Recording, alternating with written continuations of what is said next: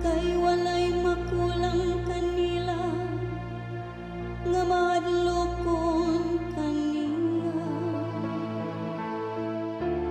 Ang dagko na imong kabus o gutom, apan sila nga nangita sa Ginoo, wala magmakulang sa bisan unsang butang nga maayo. Tagam-tama ug tan-awa ang kaayo sa Ginoo.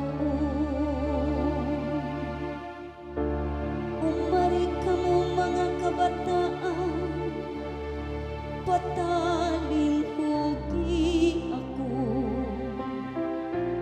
Tudloan ko kamo sa kahadlok sa Ginoo.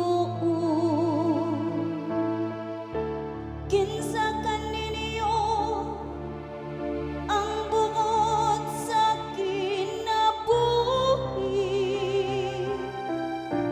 ug malipay sa mga adlaw sa kahimtang